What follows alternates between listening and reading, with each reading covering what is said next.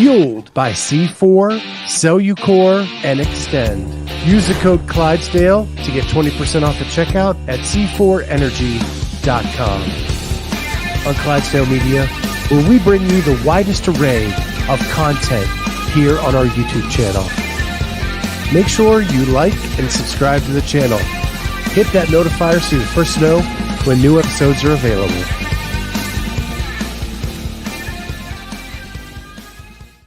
What is going on, everybody? Welcome to the Clydesdale Media Podcast.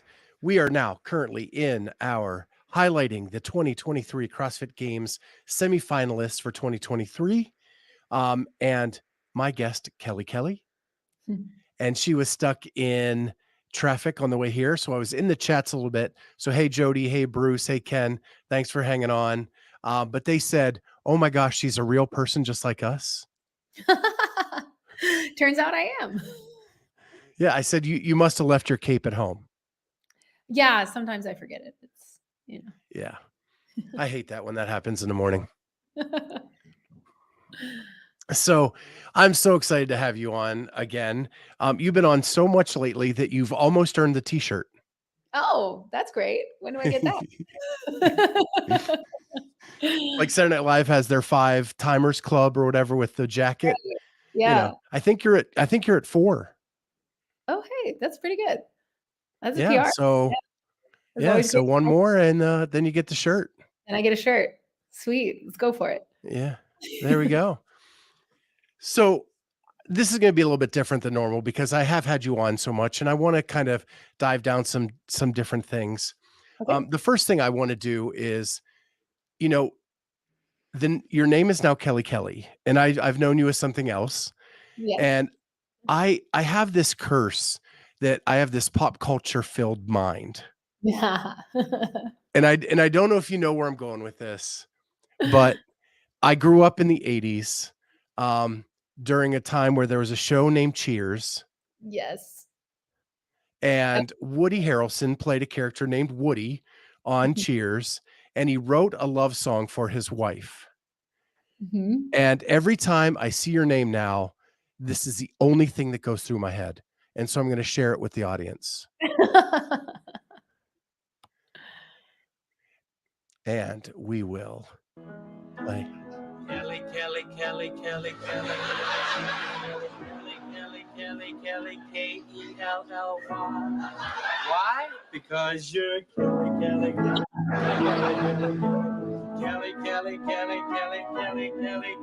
of mine. That's all I can think about now. Every time I see your name. Yep. So you've cursed me with that. You know what? I tend to do that to people. Sean Winland says the same thing. Every time he sees me, he's got to do the Kelly. Yeah. Well, Sean and I are about the same age, so that makes sense. Funny story. I actually was in Tallahassee living when Sean Woodland was a sportscaster on a local TV station in Tallahassee, Florida. No way. You guys go way back. Yeah. We didn't know each other. I just watched him on the news. But yeah, it's crazy. Small world. Small world. That's awesome. So I want to get into some stuff that's happened to you since we last talked. And one thing is you got signed as a sponsored athlete by the company you were already following the programming for. Yep. And that is Misfit. Uh-huh.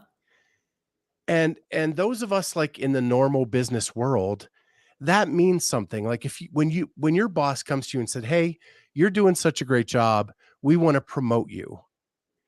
That means a lot more than going out finding something else and then them saying, hey, we want to match what you found.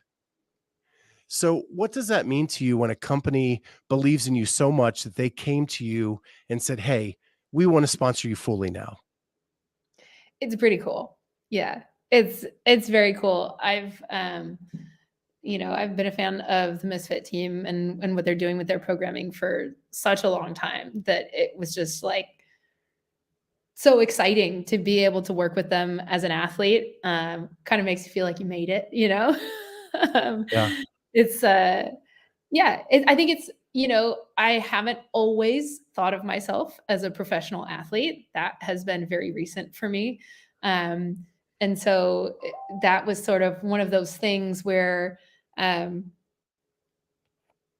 I guess it sort of was another like step on my journey towards that mindset of like, okay, I'm doing this professionally now. It's not just a hobby for fun, um, and it's really cool to work with people that I feel like it's mutual support. Like they're they've given me so much over the years, and I've been following their programming and had their support in a different way. That it's cool to feel like there's a mutual relationship there now, and I get to support them and they support me, and it's good. It's a good team. It's and I hope this isn't taken the wrong way. Like when I first so I've been in CrossFit since 2011, right? I'm Mhm. OG like you are. I've Yeah. been around for a very long time. And Misfit at one time was this like outcast, kind of rebellish um group of people, right? Yeah. Now, like all of my favorite super nice people are a part of Misfit. Like you and Paige Semenza, like you guys are the nicest people in the world. Yeah, Paige is the sweetest. And now, so like, what's happened at Misfit? Like, the nice guys are finally finishing first. That's right. It happens sometimes. Yeah, I didn't so much know. I don't think I was aware of their reputation as, like the rebels in the space.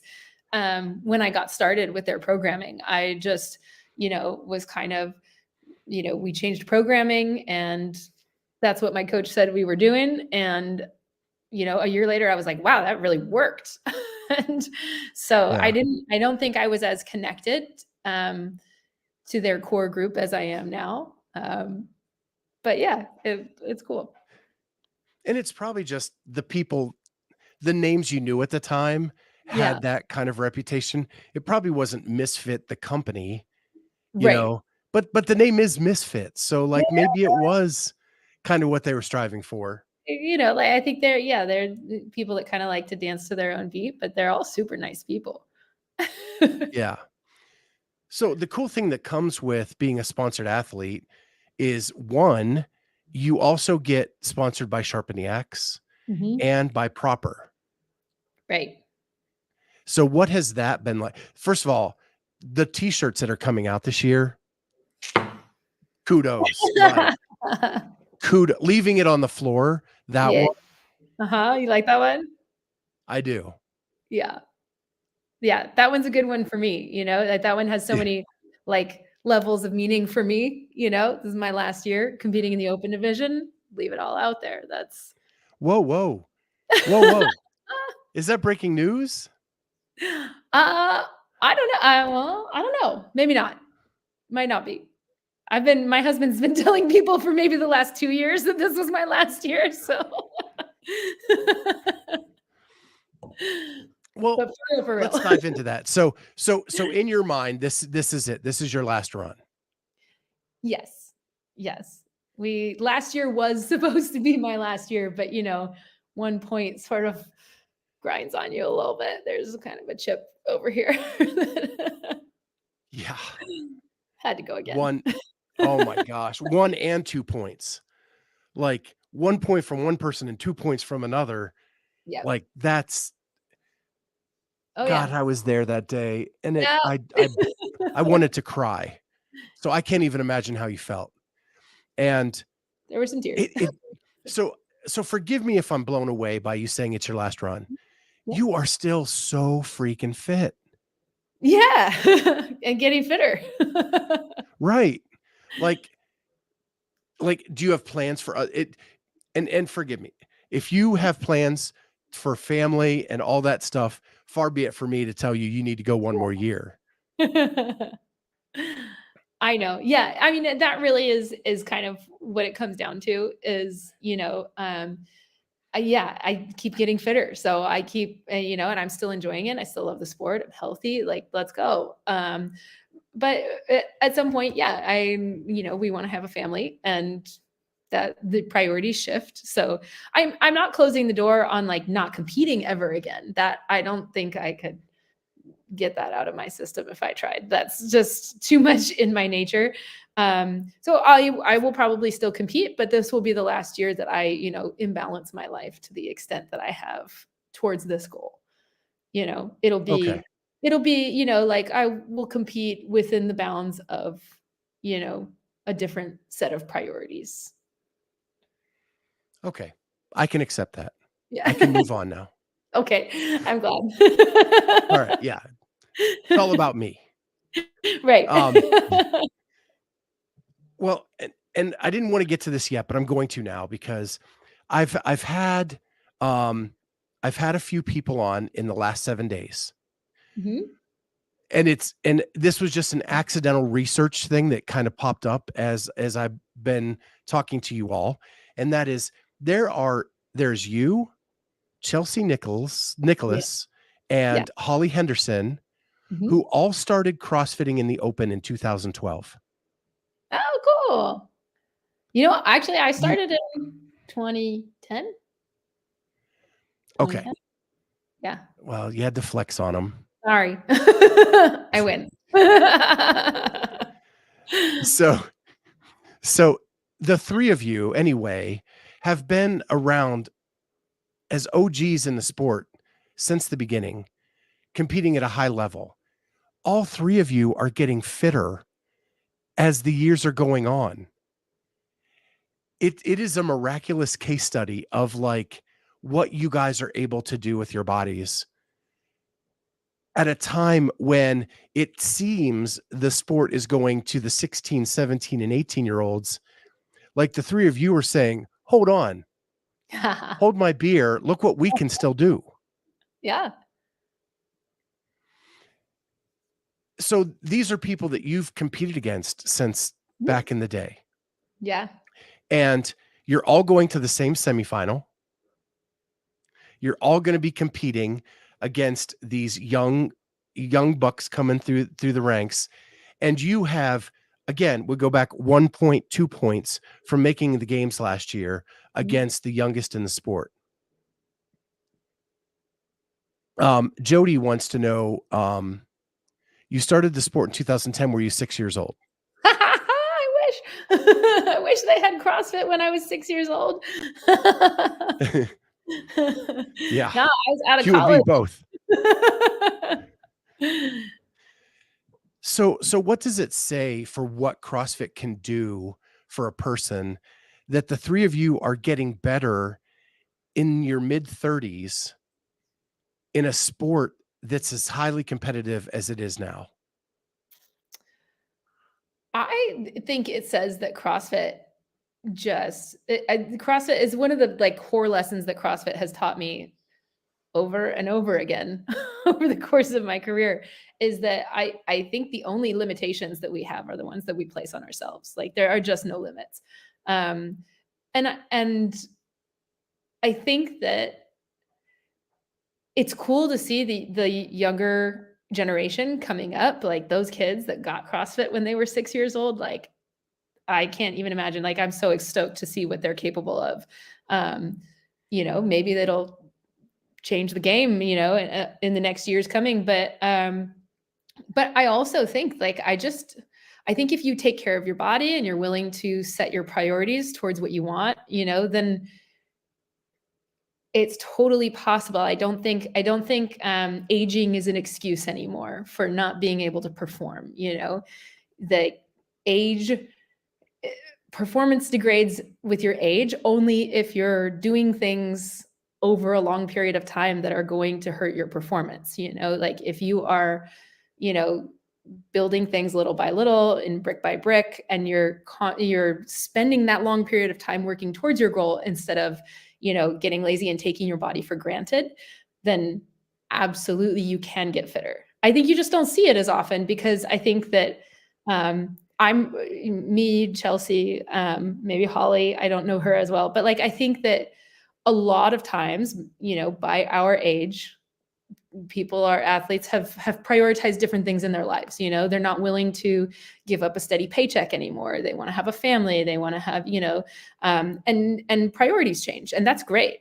You know, like that's totally great for people. But I think that, you know, it's not, age is not an excuse. You know, like just because I'm 36 now, you know, I don't have a steady paycheck and I don't have a family, and I, you know, and those are things that I have, you know, willingly, you know, I've willingly built my life around competing in this sport and coaching in this sport, and, you know, living, you know, like surrounding myself in the CrossFit world, and it keeps making me better as an athlete. So it just speaks to, you know, CrossFit's ability to break through all of your limitations. Yeah, and you look at Chelsea. She works at Boeing like full time, No, Chelsea's a boss. and Holly is an affiliate owner running an Mhm. her affiliate in Mississippi, trying to do this on the side, Yep. and that has its own complications. Like it's you guys are. I told Holly, if any of the three of you punch your ticket to the games, it should be the biggest story going into the games, and someone should come and film a documentary. And if nobody is, I'm coming. Okay. Well, you're welcome anytime. We'll save the guest room for you. Because to me, that this is a story that should be highlighted and touted when the three of you do that. Yeah, I think it would be pretty cool. You know Yeah. what? And if I didn't actually think it was a story until everybody started talking about it. I didn't think I was that old. Geez. yeah, it's true. And I think it's not because you guys are old. It's because there's all this push about the Mals and the Emmas and the Emma Lawsons and the right, all these young kids that's Mhm. all they've ever known coming up. And the focus has been shifted there for some reason. Yeah, And while nobody was looking, you guys became fitter. that's right. And so I'm just super excited to see what you guys do in Pasadena, because I Thank you. think it's going to be special. I think so too. It'll be a great time. So back to sharpen the axe. I don't know how we got off on this tangent so fast, but so and because you told me this was it. This was your last run, That's weird. I right? just And doing stuff. because leave it all out on the floor. Yep. And which is, if you have not seen that shirt, you need to go check it out. And because it's a sweet shirt. Yeah. I was just I buy wearing it too many earlier. t-shirts. If my wife sees another t-shirt come to the house, she may kill me. Yeah. And then proper. So you're getting supplements from the company as well. Yep. And how's that gone? Great. It's awesome. It's, you know, I'm taken care of across the board. You know, I got my coach set. I'm dressed head to toe and all the supplements that I need for my training. It's, you know, it's a great deal. Kenneth actually has donated $2 to the documentary fund. Aha, thank you. So yeah, and I'm not joking. I am, if one of you make it, that is the story, and I will cover it if nobody else will. That would be great. I think it'd be a cool story. So not only do you get your supplements, but those are, I'm assuming, free, and that actually helps you because it's something you don't have to buy on your own. Are you still coaching right now, or as a sponsored athlete, can you take a step back in this season to really go all in? No, I'm coaching. I coach all my classes. Okay. I'm coach first and then an athlete. That's my passion, and that's, you know, what I do for my career. That's where I feel my calling is, and that's what I'll do long after I'm done being an athlete. So I would never abandon my members to go play my sport. That's really cool. So I ask you this. So say it's a quarterfinals weekend. Mhm. How hard is it for you to be selfish at all to worry Really? about your performance? Yes. Really hard. That has been actually something that I have worked on over the last several years. Um, is asking for support and being selfish with what I need to be successful.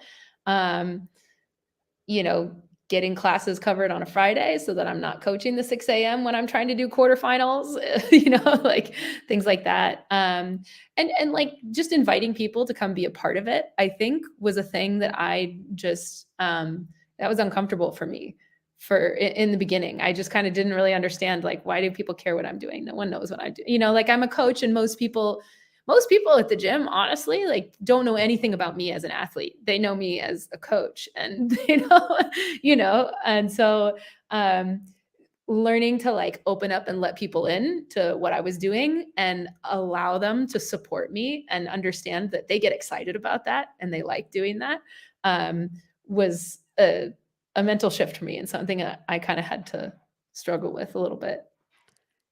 How long did it take you to get there in your career? You started in 2010. How Yeah. long before you invited people in? Uh, well, to be honest, probably not until I started competing as an individual. Um, because when I was on the team, it was, you're kind of enclosed in your team, especially, man, early on, 6-person teams. Like, there's a lot of people there already. And Yeah, I've that's like, heard horror stories of yeah, six-person teams. yeah. Yeah. That's a So lot of personality in one room. it is a lot of personality. And so, you're kind of in your little bubble of your team. And we did actually, towards the last, now that I'm thinking about it, the last couple of years that we got really serious with team competition. We started inviting people to come cheer for us during our open workouts and everything. But I think quarterfinals, really, that was the first year they had quarterfinals, was the first year I competed as an individual. Um, and I think that probably allowed people in a little bit more. The open workout is kind of, you get lost in the shuffle, like, everyone's doing the open stuff and you just kind of do it with them. Um, and I'm supporting them at that point as much as they're supporting me, because it's part of their season too. And so it's a little bit different now that there's quarterfinals. You get a place where people are just there to support you, and they get to see, there's heavier things and higher skill things, and the workouts happen bam bam bam, like, there's 5 workouts in one weekend. It's kind of intense, versus one workout a week over 5 weeks. So I think the quarterfinals was kind of a cool format, and it allowed people to get a better window into what we were doing. Yeah, and that funnel down system, like at my gym, like I think there were 7 people who made quarterfinals or something. So Cool. it's a small enough group that you can kind of watch them, Right. right? And cheer them on. But the open is more of a community event where it's just this mass hysteria and chaos. Right. Exactly. Yeah. Because I think, like, at our gym, we have, like, 200 people do the open, and Dang. it's going on all over the place. That's nuts. That's so awesome. Yeah, it is. And I don't I've probably told you, I'm at Christy O'Connell's gym. Yeah, yeah, okay. Yeah, so, like, we had one person make semis this year. On the men's side, there was kind of a surprise. Nobody knew who he was, and he Yeah, just that's kinda did it, so, cool. yeah. That's And it's been funny watching Christy go from athlete to coach. Yeah, I bet that's a big transition. Yeah, and I think she's loving it. Good for her. I'm glad. Yeah. I think it was time. She picked the right time to step into a different role. Yeah, and she's, I think, is she having, like, any struggles with that transition, or is she, like, got something else to motivate her and she's full speed ahead? I Yeah, I think she's just happy being able to go do what she wants to when she wants to do it, and Nice. not being tied to workouts. Yeah, She loves the outdoors. She loves to go, like, hiking and skiing and all those things, yeah, and so all that's opened up again. right. Yeah, my Yeah. husband and I talk about those kinds of things, after. after this Yeah. season, probably, and yeah, being able to, you know, go out on the lake with friends and things like that.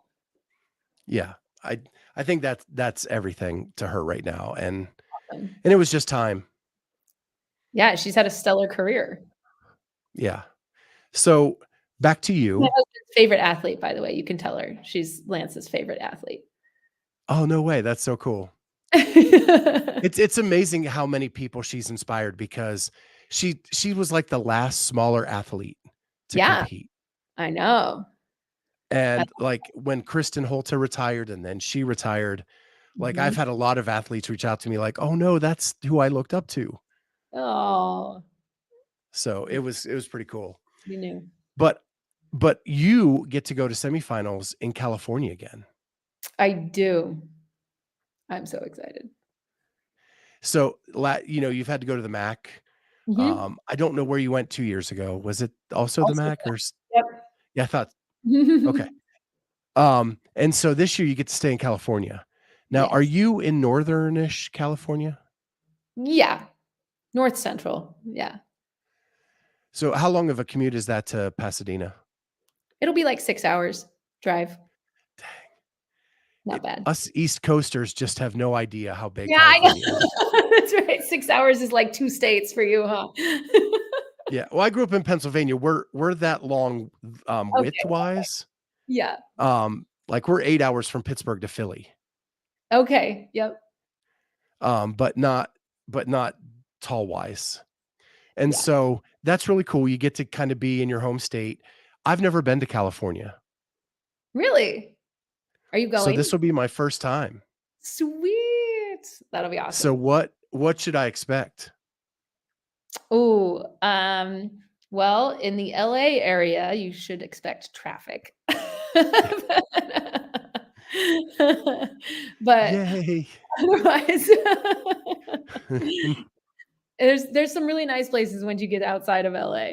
But yeah, sunshine and palm trees and, yeah, I actually haven't been I might have been through Pasadena once or twice, but I haven't been to Pasadena myself, so, um, it'll be cool.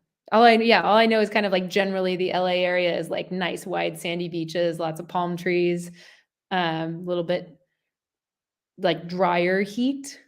So not like the humid heat like maybe Easterners are used to. The heat it's dry. So it feels That'll be different. good. Yeah. Yeah. Hopefully not as dry as Vegas when I was at the West Coast Classic. Ooh, 120 degrees and yeah, dry. not quite that dry. Yeah. Yeah. That I just needed like a whole Yeah. Yeah. um, some comments are coming in. What clock is giving me crap about PA. 8 hours to cross Little PA on dirt roads, maybe? So, yeah. And then, Wad Zombie says, "For me, it's 8 hours to San Francisco, same state." Oh, yeah. Yeah, you could probably drive, I don't know, 10 to 12 hours and not leave the state. And then he also asks, if he missed it, "How long have you been married?" Well, legally, we've been married since 2019. But Illegally? we well, Now I know why you're a misfit. You yeah. are a rebel. Yeah. We, uh, we got stuck in that, like, COVID dead zone where, and with a green card, my husband's Canadian, so, we did, like, the legal wedding, and we haven't actually had a wedding yet with our families involved. So, we did the legal wedding to start the green card process, and then COVID happened, and everything got frozen, and then finally he got his green card last year. And so we have actually been living in the same country married for a year, a little over a year. Um, yes, and That's planning. crazy. So was he stuck in Canada? Yeah. We actually, when COVID shut everything down, I was also in Canada because we were ready to compete at the Atlas Games in 2020. And they shut down everything down. We were like in the stadium for athlete briefing, and they're like, so they're shutting us down. You should all go home before they close the borders. And and I just kind of said, well, if I go home, the gym's shut down, so I can't work. And we don't know if I go home, they probably won't let me back into Canada. They probably won't let him come see me. So I just accidentally on purpose missed my flight and got stuck in Canada for 4 months. Okay. See, Yeah, now the misfit is coming out in you. right. It's in there. Ducking the borders Right. during COVID. Yeah, I see it now. It's all coming to fruition. I'm a rebel Now I at know. heart. Jody says, whoops. Whoops. Yeah. Shucks, missed my flight. Darn. Guess I can't go home. So at that point, you're legally married on paper. Yes. Like an official married you and signed and all that stuff. But you couldn't get his green card through the marriage because of COVID. Right. Just to kind of recap. Yes. And so you illegally crossed the border. I legally crossed the border. I'm trying to make this story better. Adding some drama. Adding drama, I see. No. So you stayed in Canada for 4 months, but COVID went on way longer than 4 months. Yes. Yeah. I just stayed in Canada for the 4 months until the gym opened back up and I could go back to work. And then you guys had to live separately for a period of time? Yeah. For a while. A lot of FaceTime? A lot of FaceTime. Yeah. Wow. A lot of FaceTime. And then slowly Canada was locked down pretty hard. So it was a while, but then he was able to come visit out here on a visitor's visa, and we like maxed out his visitor's visa at like 6 months or something. Okay. So, And he didn't accidentally miss his flight back? well, that's a different story. he like the week before he was supposed to fly home, that his visa was up, he got COVID. And so he couldn't fly. And so he had to got COVID? Yeah. No, he was like fully quarantined and everything, and then he missed his flight. And then it was actually really bad for him because he had to quarantine for the 2 weeks that he had COVID, and then he could fly. And then Canada had a 2-week quarantine when you cross the border. So he got quarantined for like a month, which was nuts. Yeah. So Kenneth wants to know, which season of 90 Day Fiancé was this? You know what? 90 Day Fiancé would have been the better route. We should have done that. It would have been a lot faster. Elise says you jumped a fence in the middle of the night. Yeah. Just jumped a fence over the Canadian border. And then Jody says, oh my goodness, this sounds like a great rom-com movie script. It is actually. It's no shortage There you of go. And so there's your retirement from CrossFit right there. Write that script. There we Just go. sit back and relax and drink pina coladas on the beach. That's right. It's a great idea. Okay. So when did you finally get to be husband and wife together? Last December, right before the season started last year. So 2021? Yes. Ish. So very end of 21. Yes, the very end of 21. And then you had this amazing season because you had your husband there to support you. That's right. This is a fairy tale. There it is. That's the fairy tale ending to the script. It is. If it just would have been 1 point different, it would have been a Disney movie. Almost. We couldn't be totally Disney. I'm a misfit. Remember, it has to, Right. There you go. So you're more the DreamWorks with like Shrek and Donkey and all that. Yeah. Wad Zombie says a month alone sounds heavenly. I think he's been married a little bit longer than you. He has, yeah. It's a little different. We still like Yeah, yeah. it.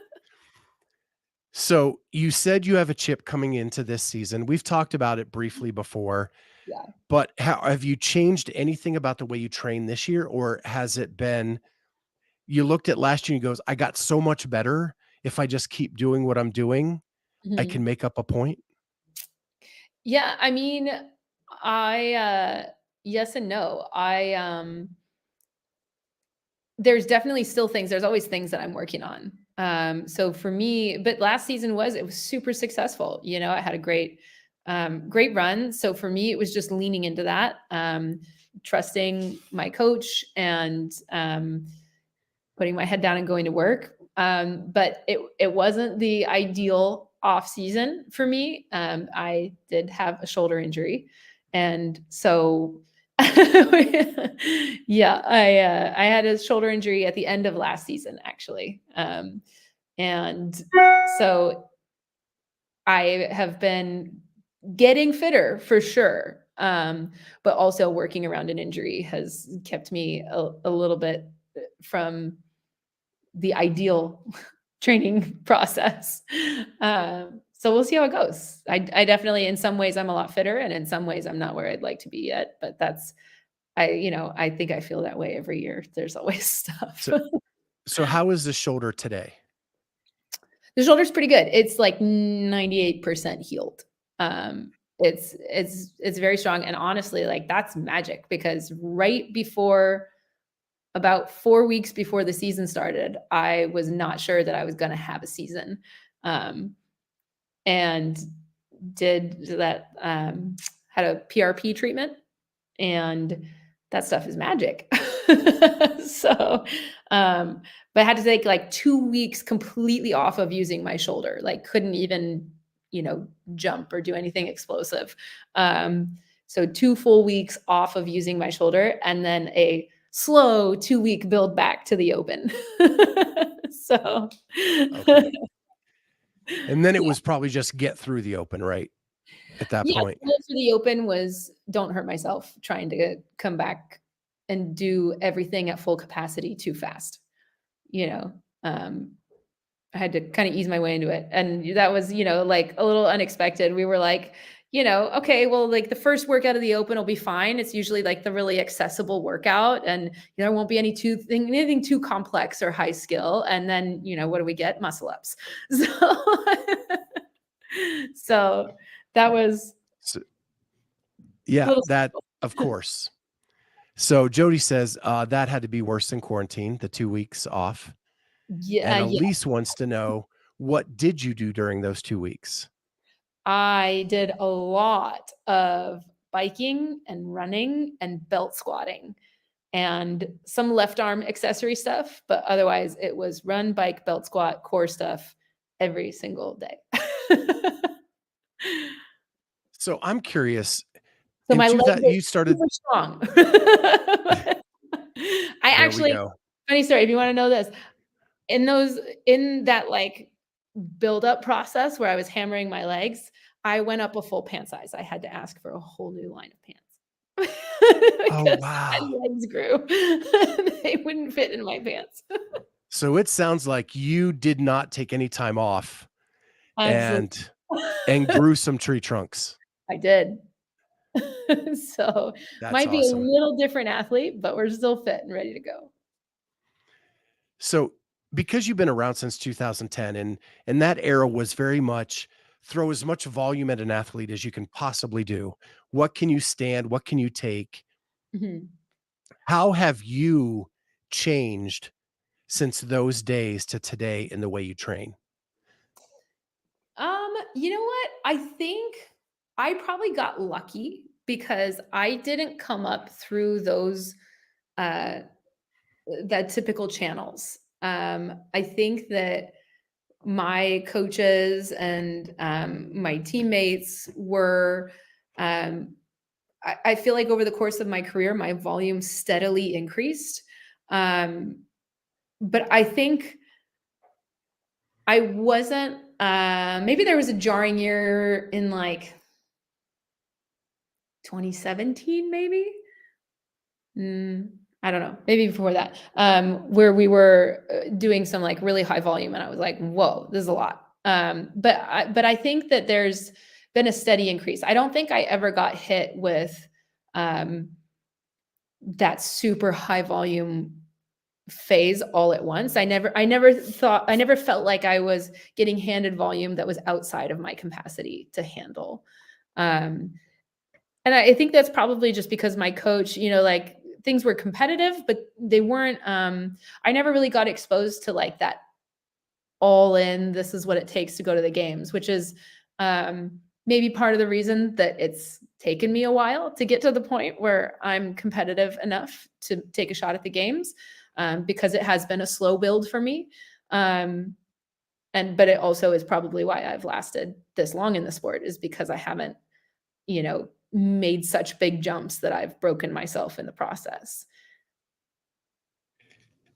So, um, my audience is making fun of me.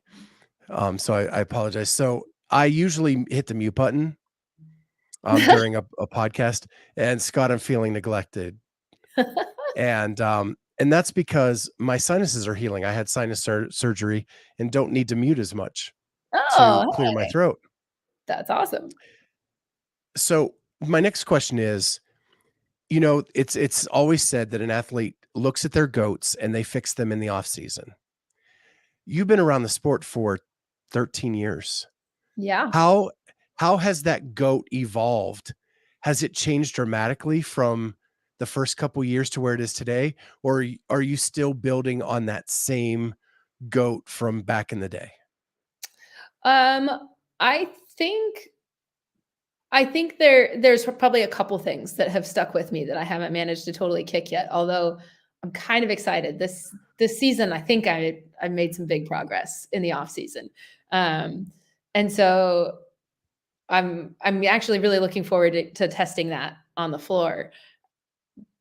But I think that there's some really big things that I've conquered too. I think that it's easy to get focused on the things that you still haven't conquered and you're still working on, and it gets frustrating because you haven't made the progress that you want to. But like, man, when I don't know how many years I sucked at double unders, like really sucked. Like if there was a double under workout in the open, we were not going to regionals. Like I was just like, it was, or at least that was my fear. We actually went to regionals every year, but like, I was like, guys, I'm sorry, I can't help us, like, and so it was like, it was terrifying. Like double unders were just my nemesis and I could not figure them out.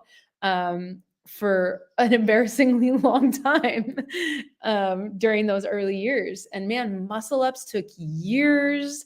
And, like those things, those like foundational skills, um, now it's like double unders are rest, muscle ups are one of my favorite things to do. It's like, it's fun to look back over like a 13-year career, at how much progress I've made and how many things have just flipped a 180.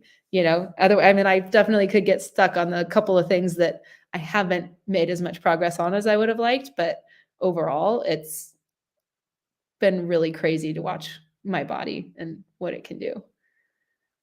Yeah, I think about my my my good athlete career was swimming when I was in high school and Yeah, college, and there were times where, like, my weakest stroke was, like, my backstroke, and I turned it into maybe my second fastest stroke, hell and yeah. then my breaststroke became my worst stroke, and then so, over a long career, that stuff just happens, right? Yeah. And I is there anything that was a goat that now is something that you just that's mine now? Is it the muscle up? Muscle ups. Yeah, that's probably muscle ups for me. Those took a really long time for me. Even bar muscle ups, bar muscle ups were annoyingly hard for me to learn. I had ring muscle ups before I had bar muscle ups. That's And crazy. but yeah, and now they're my favorite thing. They're just so fun that I think, and I've hammered them for so long that, yeah, I think especially in the last I don't know, in the last couple years, I keep grinding away at them, and now they're something that I feel really confident with. I'm excited when I see muscle ups. I'm like, okay, this is gonna be a good one. I think those are the coolest stories, right? You've Yeah. overcome something so much that it's actually become one of your bag of tricks. Yeah. It's pretty cool. Um, so my last question in this vein is, do you ever regret not going individual sooner? Ooh, that's a good question. um, I don't think so. I would not have traded the last couple years that I was on a team were man, we had an awesome team. Like just the best, my and we didn't get to oops, did I lose you for a second? Yeah, you're cutting Oh, it out a little bit, but I think we have you back. okay. Um, yeah, the 2019 season was just the most tight-knit, most fulfilling team I've ever been on, and it just like we were so close, we were so hungry, and we really just pushed each other to be capable of more than we ever thought we could do as individuals. And that was like the most magical season. And I think that, uh, if I had to trade that for an extra season as an individual, I don't think I could make that choice. Um, Oh, yeah. And then, I had even the 2020 season, like, you know, we had Chelsea Nicholas was my teammate, and Elijah Muhammad and Connor Schmitz. And that was such a fun team. Like we had so much fun training together for that season, and we were ready and fired up, and we didn't get to compete together. So I don't know what we could have done, but I think it would have been awesome. it's So it's funny. Chelsea talked about that team when I talked to her as well, did about she? how excited she was for that team and Yeah. going to Atlas, and then the world stopped. Yep. I know. Yeah, we were So so yeah, ready, it's funny. so convinced that, like, that was our ticket, like, we were ready to punch that ticket to the games, and yeah, it was a little heartbreaking. So Elise asks, what made you finally decide to go indie? Uh, to be honest, I was forced into it. They changed the rules for the teams, and, you couldn't have a super team anymore, so you had to be, within that certain geographical distance, and, we couldn't field a team out of local athletes, so it was either don't compete or compete as an individual. And so I, kind of said, well, okay, I'll just, do it. I'm not going to not compete. I'm a competitor. Like, we'll see how it goes. And then I ended up shocking the hell out of myself. And well, that went really well. Maybe I should get a coach and take this seriously. Do you think it was just the right timing and meant to be? I think so. I think it was, and I don't think I ever would have taken that step if I wasn't forced into it. The universe, like, I feel like it just does that to you sometimes. It's like you are not challenging yourself enough. You are not, moving yourself forward. Like the teams were super fulfilling for me, and I loved every second of them. But it was like, I think it's been an incredible growth point for me to learn how to be an individual athlete that I cannot tell you the number of ways that I've found that valuable in my life and the number of lessons that I've learned. And I wouldn't have made that choice on my own if I wasn't forced into it. I would have told you forever that I was a team athlete and I had no interest in competing as an individual. And turns out I really like competing as an individual also, and I've grown into it, and I think that's I'm super grateful for that. Yeah, it's awesome how it works, right? Yeah, You consider yourself a team person, you're forced into something else and yeah, realize you actually love it. yeah. And I just wasn't willing to like step that far out of my comfort zone um, to test myself in a new way, and so I And that's why they always say you need to get out of your comfort zone and try new things. that's right. Yeah, life lesson. It is. That's how it works every time. You learn all the stuff on this show. Life lessons, how to cross a border illegally, how to get COVID right before your flight to extend your stay, Yeah. all the stuff. Tips. Well, I know you are super busy and you are stuck in traffic on the way to get into this tonight. I want to thank you for still jumping on with us. Uh, we think you're the best. I can't wait to see you in Pasadena. And who knows, maybe I'm going to be doing a documentary on you as you make your trip to the games. I hope so. Thanks so much for having me on. It's always great to talk to you. Yeah, and everybody in the audience, thank you so much for taking part. And we'll see everybody next time on the Clydesdale Media Podcast.